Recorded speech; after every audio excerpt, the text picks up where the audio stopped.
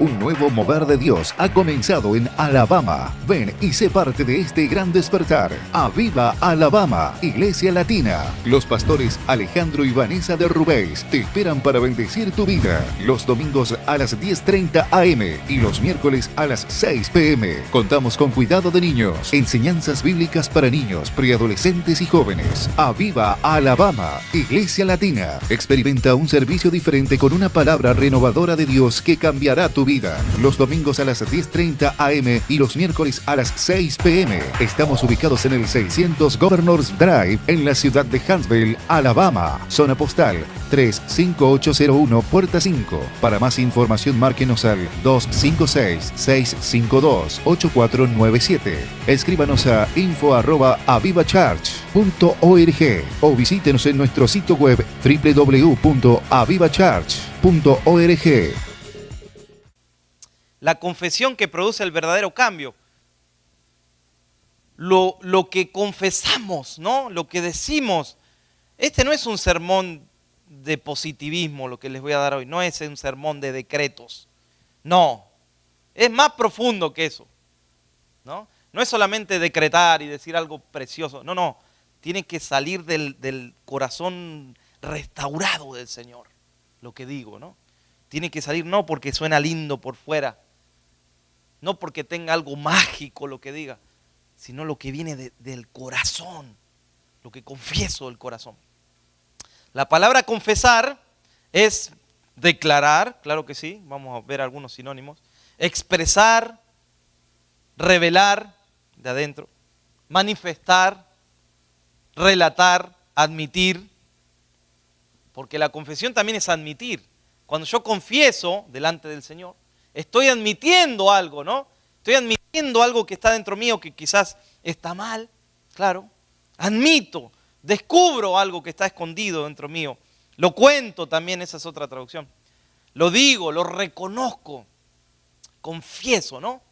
Confieso algo que está allí dentro mío, escondido. ¿Qué sería todo lo contrario a confesar? Ocultar. ¿Ocultar qué es? Callar. Encubrir, esconder, negar, omitir, silenciar, tapar. Allí la palabra del Señor en el primer libro de Juan, primera de Juan, capítulo 1, versículo 9, dice que si confesamos nuestros pecados, miren, si confesamos nuestros pecados, ¿qué dice? Él es fiel y justo para perdonarnos. ¿Pero qué se requiere? Confesarlo. Él es fiel y justo para perdonar y para limpiar, dice allí, ¿no? De toda maldad. Entonces la confesión, no sé si cómo has aprendido tú a confesarte, pero yo tenía terror cuando me confesaba, cuando era pequeñito que tenía que confesarme. Y entonces uno le decía, y hice tal travesura, padre, hice tal cosa. Entonces, en base a lo que había hecho, había una condena, ¿no? 5 Padre Nuestro y 3 Ave María. Ah, bueno, me fue bien, decía yo. Pero salían algunos de mis amiguitos y les había dado más. Entonces yo le decía, la próxima vez no le cuentes todo. Porque si no vas a estar ahí. Como 15 o 20 Ave María, estar ahí. Mire uno como, claro. Cuanto más cosas, más grande es la condena. Así es como uno pensaba. Pero eso no es confesión. Confesamos delante de Dios y delante de los líderes, porque cuando yo veo que alguien confiesa, hermano, al pastor, o cuando alguien pide oración y confiesa, ahí hay un poder que se desata, ahí hay transformación, porque eso que estaba oculto, que callé, ahora lo confieso y estoy pidiendo que alguien ore. Pero no es una condena, es una oración que uno hace y Dios dice, a donde hay libertad, ahí está el Espíritu Santo. Y esa vida no es la misma.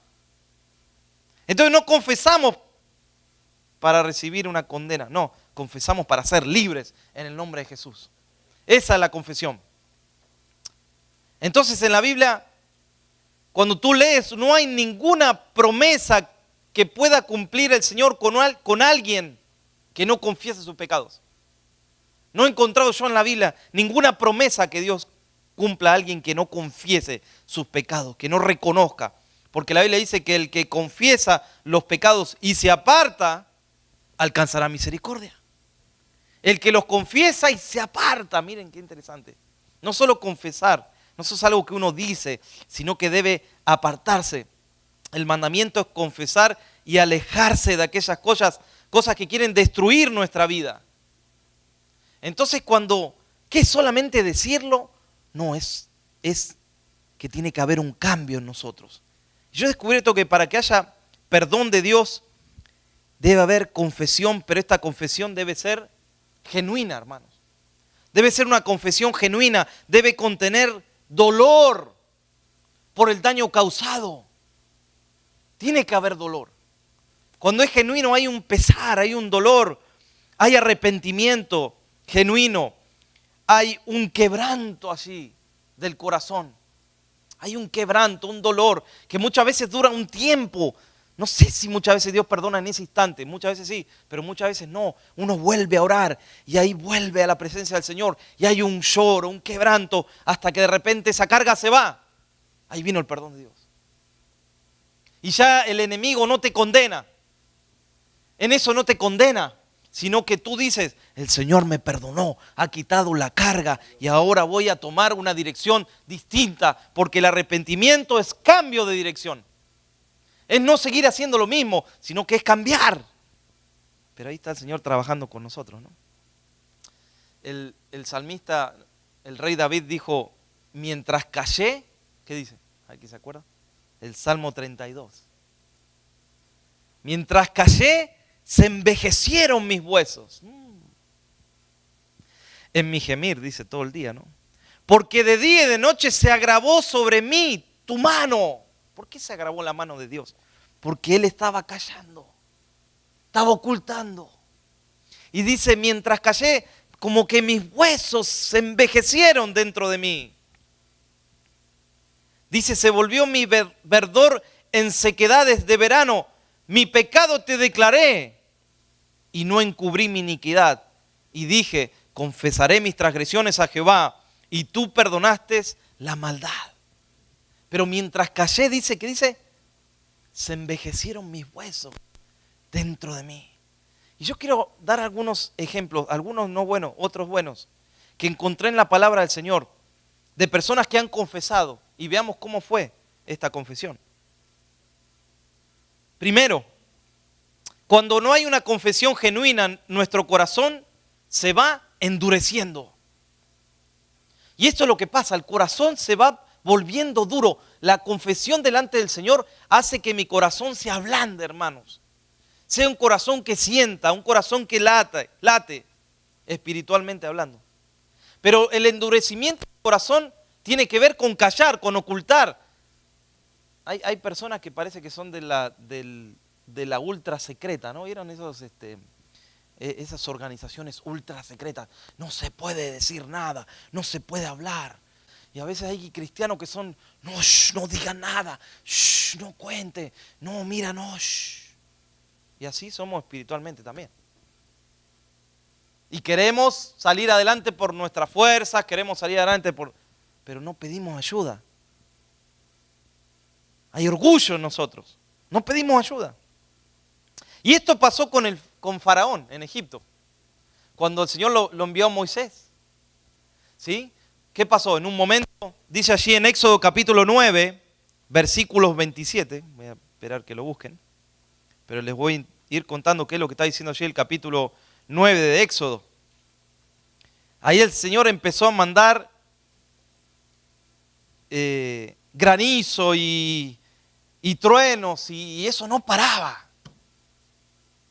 Entonces Faraón estaba viendo que realmente el Dios de Israel era el verdadero Dios, pero no lo conocía y no quería conocerlo tampoco. Entonces en el capítulo 9, versículo 27, vamos a leer del 27 al 30 y del 34 al 35. Dice, entonces Faraón envió a llamar a Moisés y a Aarón y les dijo, he pecado esta vez. Miren qué lindo. Jehová es justo y yo y mi pueblo somos pueblo impíos. Ahora oren ustedes, dice, a Jehová, para que cesen los truenos de Dios y el granizo. Y si eso pasa, yo dejaré irlos. Y no los voy a detener, se los prometo. Versículo 29. Y le respondió Moisés: tan pronto salga yo de la ciudad, extenderé mi mano a Jehová, y los truenos cesarán, y no habrá más granizo, para que sepas que de Jehová es la tierra. Pero tengo algo que decirte, Faraón. Versículo 30. Pero yo sé que ni tú ni tus siervos temeréis todavía la presencia de Jehová Dios. Y viendo Faraón que la lluvia había cesado, y el granizo y los truenos, se obstinó en pecar y endureció su corazón, él y sus siervos. Y cuando pasó esto, miren, versículo 35, y el corazón de Faraón se endureció y no dejó ir a los hijos de Israel, como Jehová lo había dicho por medio de Moisés. Pero él confesó. Imagínate, tú tienes que tener sabiduría para escuchar a alguien, ¿no? Tienes que pedir discernimiento, ¿no? Y Moisés lo tenía porque él dijo sí, pero no lo haces porque temes a Dios. Lo haces ahora porque es lindo, estás confesando: es que he pecado, Moisés. Lo voy a dejar ir. Esa es una confesión falsa, una confesión superficial. Busca negociar. Es una confesión que busca negociar. Señor, perdóname. Pero tú por dentro sabes que estás diciéndole que no estás siendo genuino. Estás diciéndole que no, tengo miedo por el infierno. Tengo miedo que Dios... Entonces, Señor, perdóname. Pero no voy a cambiar. Una confesión negociadora. Mostró allí Faraón su careta de arrepentimiento, pero un arrepentimiento falso, sin cambio. He pecado, dijo Faraón.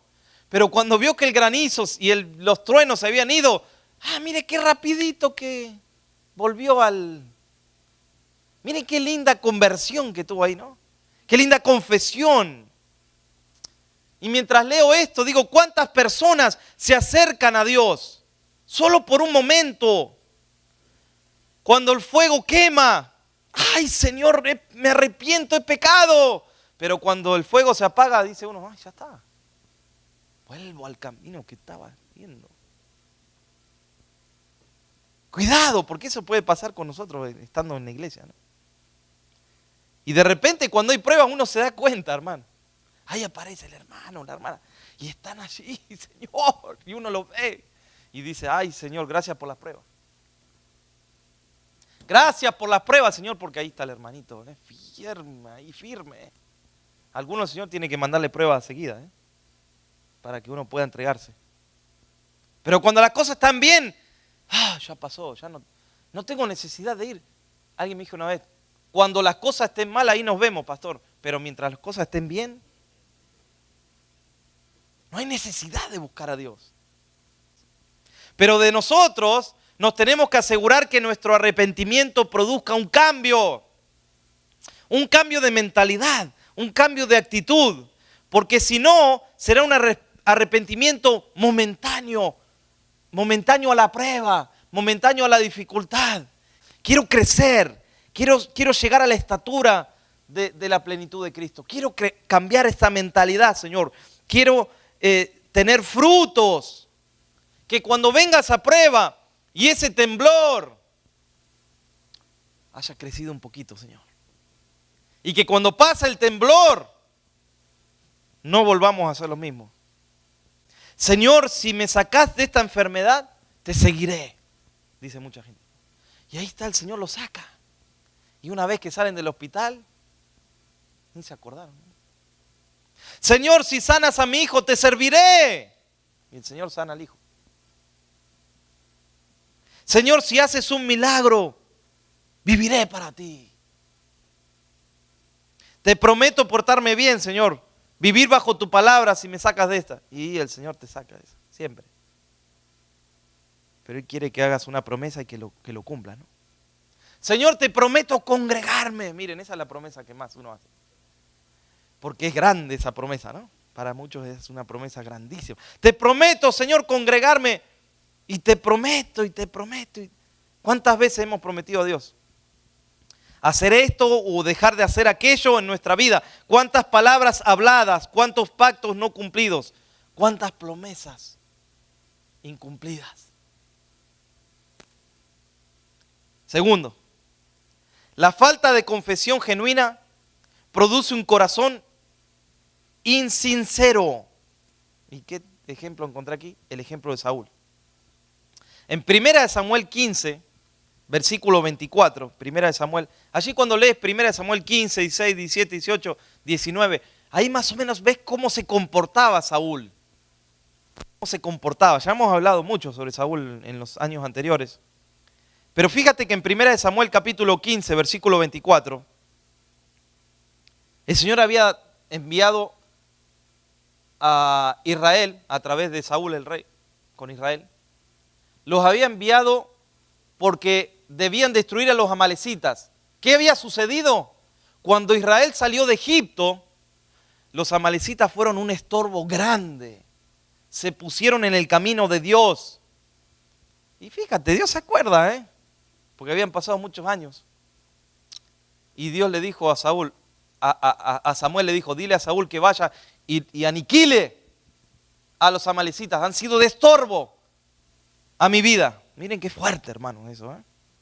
1 Samuel 15, 24 dice, entonces Saúl dijo a Samuel, yo he pecado. Miren, ¿no te suena conocido eso? Yo he pecado, pues he quebrantado el mandamiento de Jehová y tus palabras, pero era porque temía al pueblo. No es porque se me ocurrió, miren lo que dice ahí. Es porque temía al pueblo y consentí a la voz de ellos. Yo no tengo nada que ver. Perdona mi pecado ahora, Samuel. Hasta ahí vamos a leer por ahora. Fíjate Saúl, ¿no? De esos también negociadores. Es que a Jehová tu Dios, le dice mucho él a Jehová tu Dios. Como si no fuera el Dios de él, como si fuera el Dios de Samuel. ¿Qué pasó acá con Saúl? Había pasado algunos semáforos en rojo. ¿Qué pasó allí? Ahí estaba la orden de aniquilar a los amalecitas, pero él dijo, hay que tener misericordia, dijo Saúl. Hay que tener amor. Vamos a ser no tan duro con ellos. ¿Y qué vamos a hacer?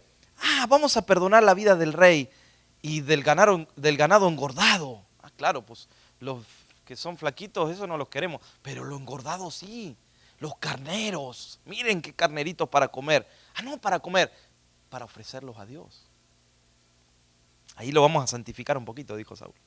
Carneros y todo animal engordado, hasta del anatema agarraron, cosa que era una maldición hacer eso. No importa, agarraron de ahí. ¿Y qué hizo Saúl? Los destruyó y después pasó por Gilgal y levantó un monumento al humilde. Levantó un monumento y dijo, adoren la imagen de Saúl. Miren el monumento que levantó hacia él, no hacia Dios, ¿no? Luego viene Samuel y habla con Saúl. Y le dice Saúl, he hecho todo lo que Jehová Dios ha dicho. ¿Pero qué es ese ruido? Dice, ¿qué es ese bramido de ovejas y de vacas? ¿De dónde ha sacado todos esos animales engordados? No, sí. Pero yo hice bien, dijo él. 1 Samuel 15, 20 dice, y Saúl respondió a Samuel, antes bien he obedecido la voz de Jehová y fui a la misión que Jehová me envió y he traído a Agag, rey de Amalec, cosa que no debía, mira. Y he destruido a los amalecitas, mas el pueblo tomó del botín ovejas y vacas, las primicias del anatema para ofrecer sacrificios a Jehová tu Dios en Gilgal. Y Samuel dijo, ¿se complace Jehová tanto en los holocaustos y las víctimas como en que se obedezca la palabra de Jehová? Ciertamente el obedecer es mejor que los sacrificios y el prestar atención es mejor que la grosura de los carneros. Porque como pecado de adivinación es la rebelión y como ídolos idolatría la obstinación. Por cuanto tú desechaste la palabra de Jehová, él también te ha desechado para que no seas rey. Entonces Saúl dijo, es pecado.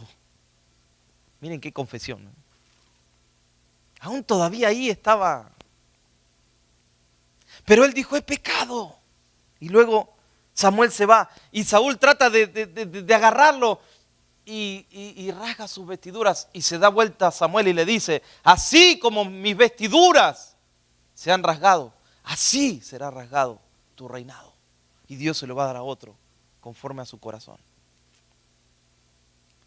Saúl es el ejemplo de un corazón que confiesa por temor. Y cuando él iba a ser ungido, no lo encontraron. ¿Dónde estaba Saúl? Detrás del bagaje, ¿no? Escondido. ¿Qué tenía? Temor. Saúl es el rey conforme al corazón del pueblo, no conforme al corazón de Dios como David. Es conforme al corazón del pueblo, que quiere servir al pueblo.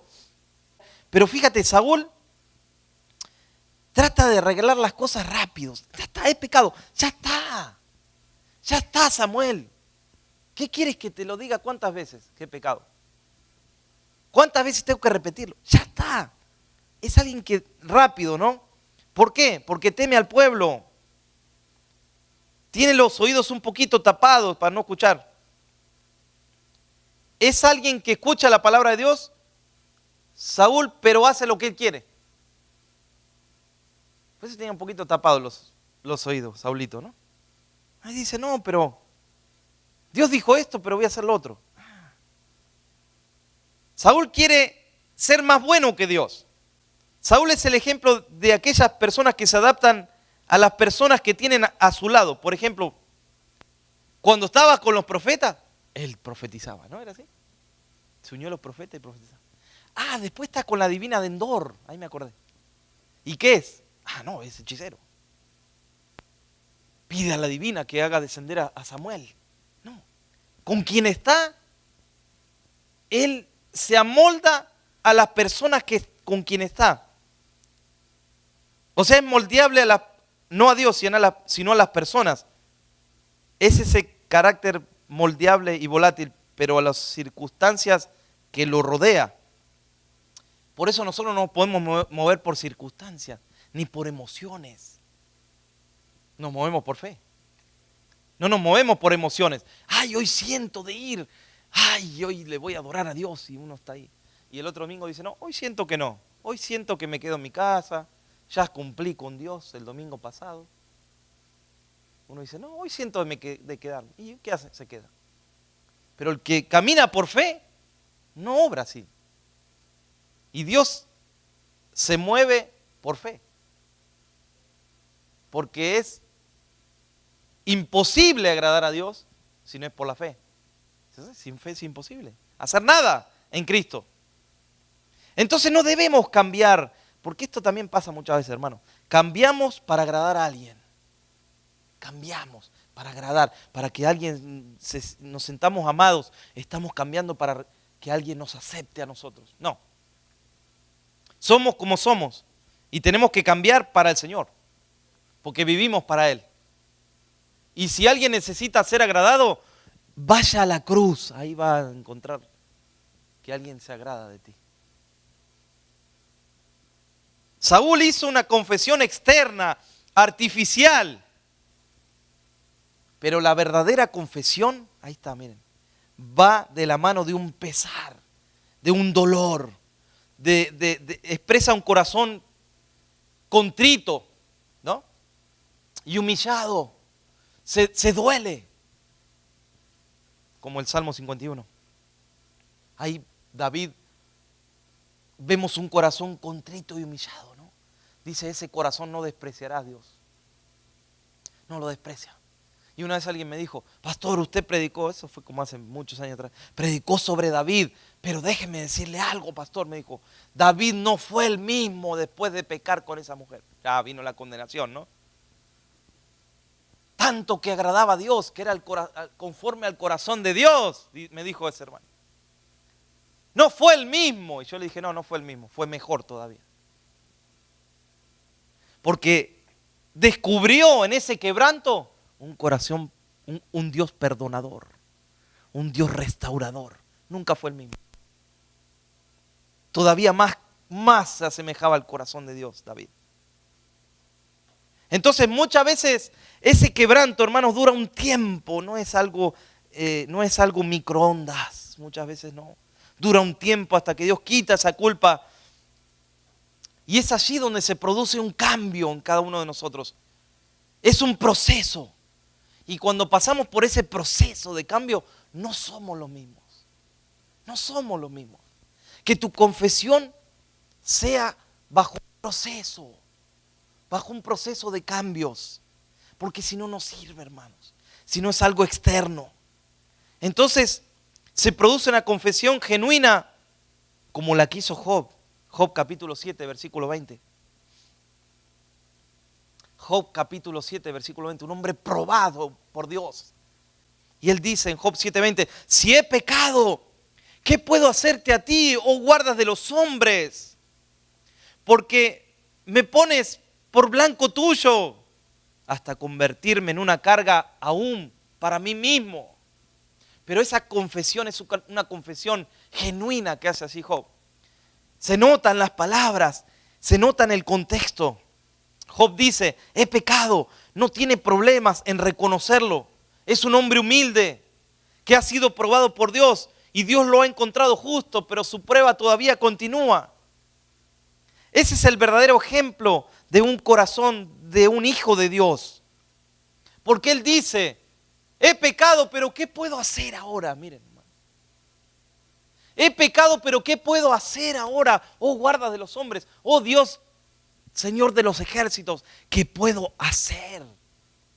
Se nota un quebranto en este hombre. Pero hay algo que estaba estorbando ahí a Job, ¿no? Porque mucha gente se pregunta, ¿y por qué lo probó el Señor a Job tanto, pastor? ¿Por qué hubo tanta prueba? ¿Por qué? Si era un hombre justo. ¿Qué pasó allí? ¿Saben? Job era un hombre honesto, nunca habló mal de Dios, un hombre maduro espiritualmente, que rechazaba el mal, lleno de amor, un hombre próspero, no fue adúltero, no leemos en la Biblia que hubo adulterio, ni orgullo, ni rebeldía, ni idolatría, no era borracho, era un hombre justo, pero tenía algo, ¿saben qué era?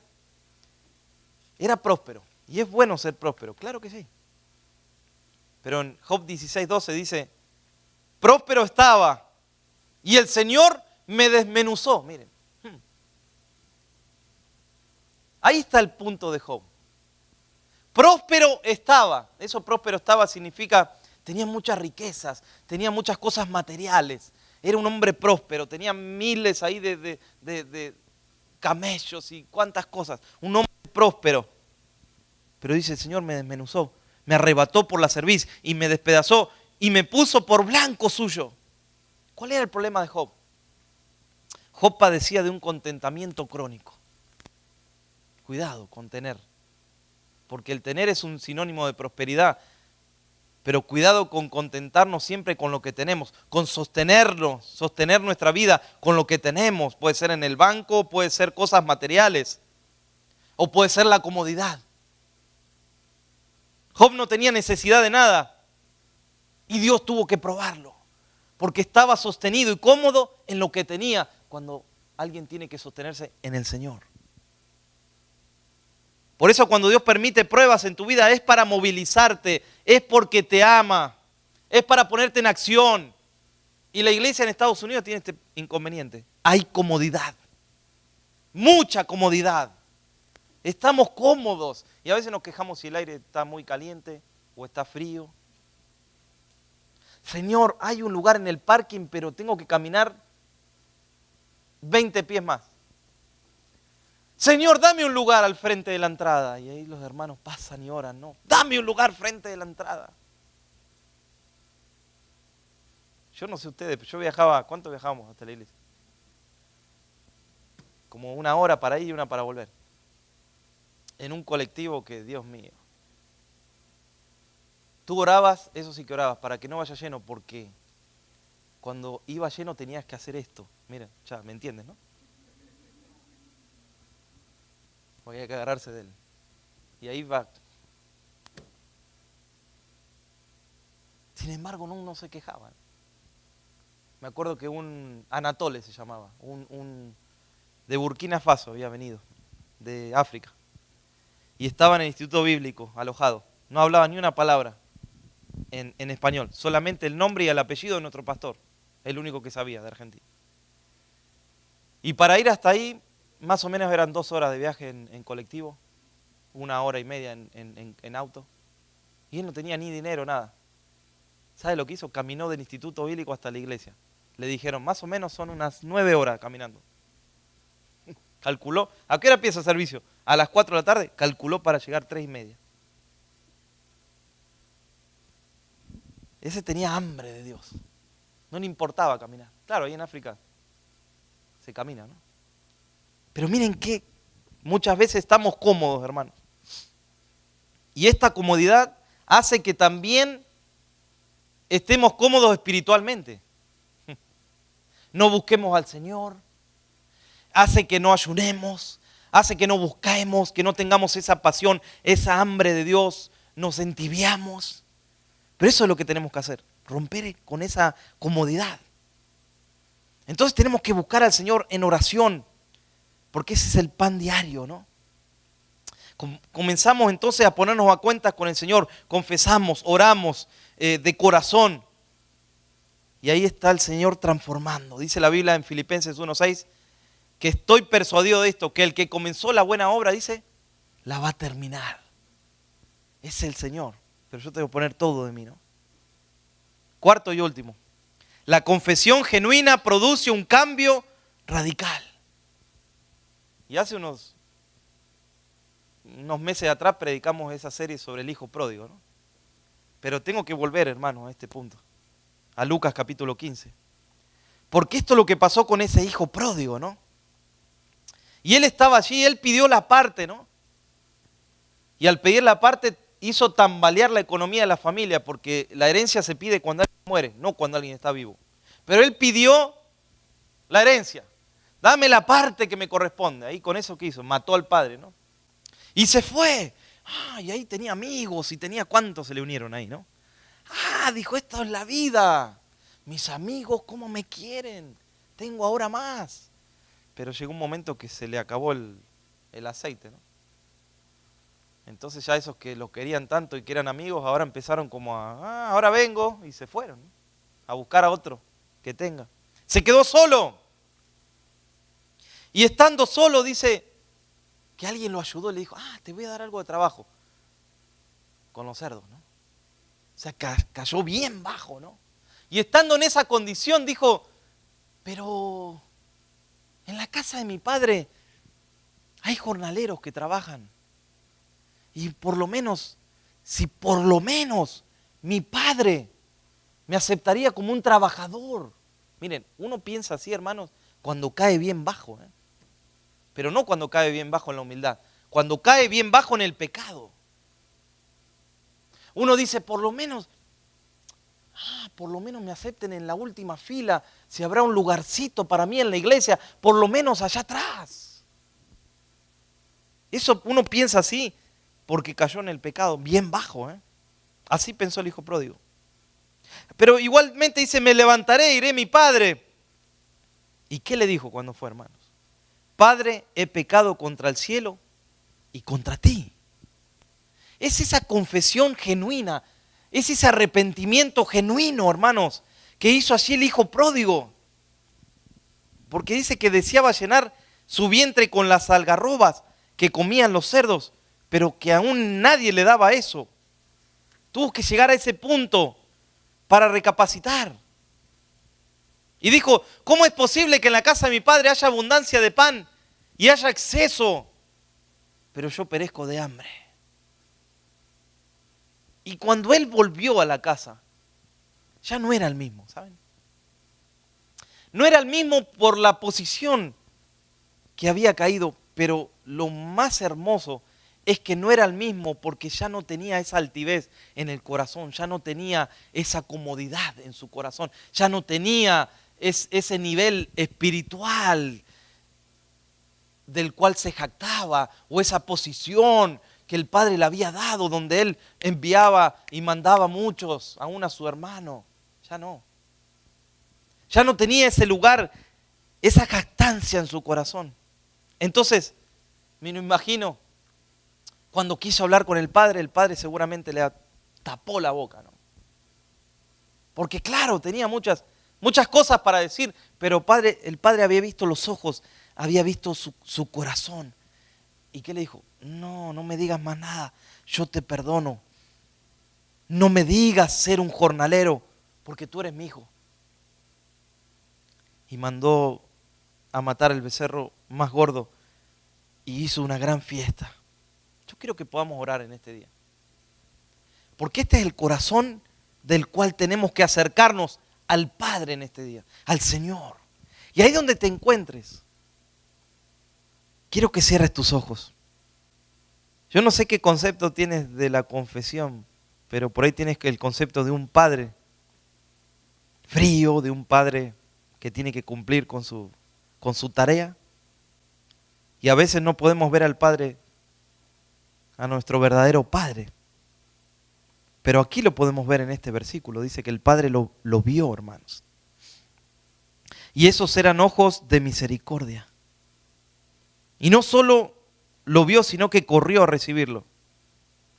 Y esas piernas no estaban apresuradas para hacer el mal, ni para castigarlo, ni para reprenderlo. Eran piernas de misericordia. Y esos brazos no estaban listos para lastimarlo. No. Eran brazos de misericordia.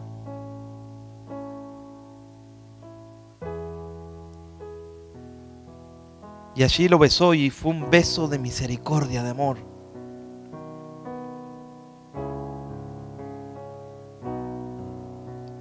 Y hasta la voz del Padre cambió, hermanos, allí cuando dijo, saquen el vestido, el mejor vestido. Esa voz yo creo que se quebró, hermanos.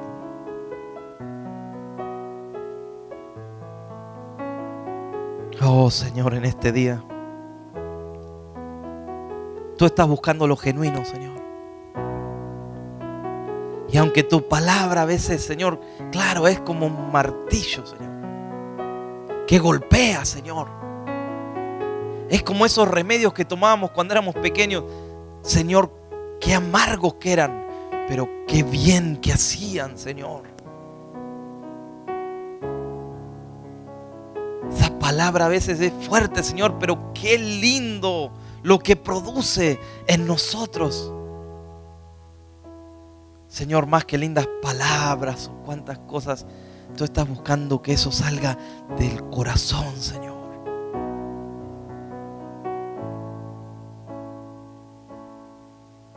Samuel dijo, ¿se complace el Señor en esos holocaustos más que en la obediencia?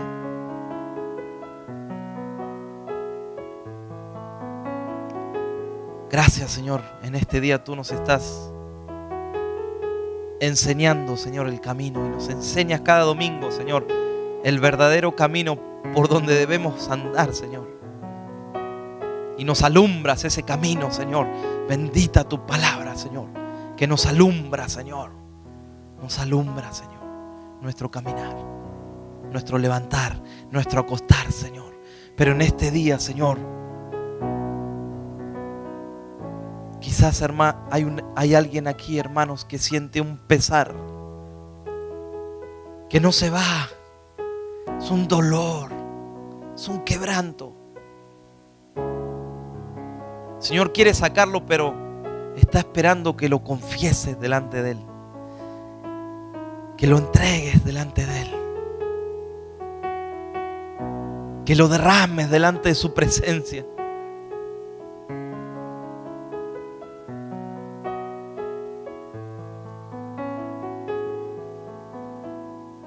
Porque todavía el enemigo viene a acusarnos ahí, viene a acusarnos. Y muchos de los que deberían estar aquí hoy sentados no están. Muchos porque están de vacaciones, otros porque están durmiendo, otros porque están amargados. Porque no han dejado que la palabra procese su corazón. No han dejado que esta palabra, esta medicina los sane. Pero tú y yo decidimos vivir de gloria en gloria y de triunfo en triunfo. Por eso estamos aquí. Porque su palabra nos ha sostenido y nos está sosteniendo, y su presencia nos sostiene, porque el ángel de Jehová acampa alrededor tuyo y te defiende, porque tú sigues al Señor. Porque no quieres ser una malecita, quieres pertenecer al pueblo de las promesas. Aleluya. No quiero estorbar tus planes, Señor. Quiero ser un hijo, una hija obediente, Señor. Que lo que me mandes a hacer, Señor, lo haré. No voy a ser como Saúl.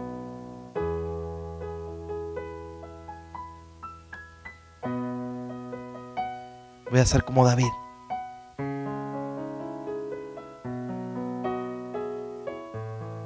Cuidado, hermanos, no endurezcamos nuestros corazones. Cuidado, hermanos. Cuida tu salvación con temor y temblor. Cuídala. Y seamos sabios de quitar, hermanos, todas aquellas cosas que nos están robando la comunión con Dios. Aleluya, Señor. Porque el enemigo anda como león rugiente, buscando a quien devorar. Y los ha pedido, dice allí. El Señor le dice a Pedro, los ha pedido para zarandearlo, mire.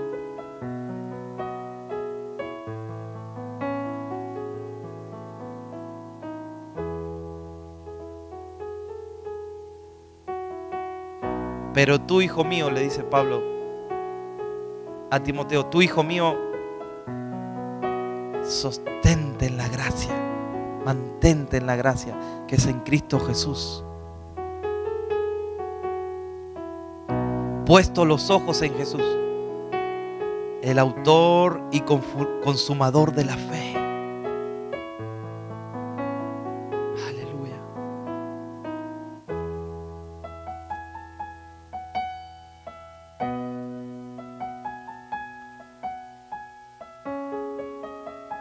Oh, santo eres tú, Señor.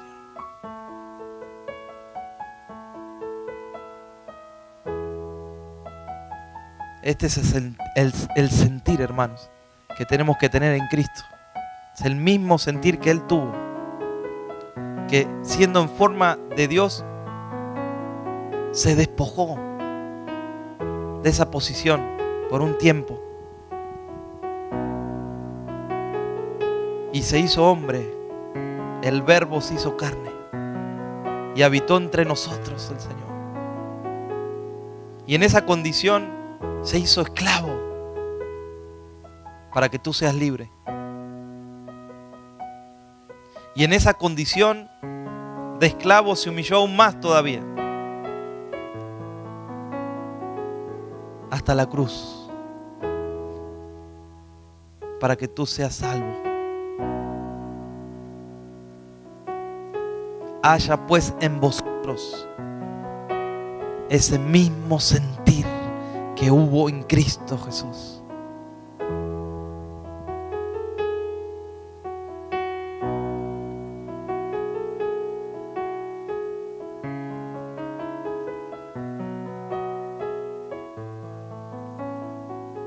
Cuando los discípulos predicaban allí en Hechos,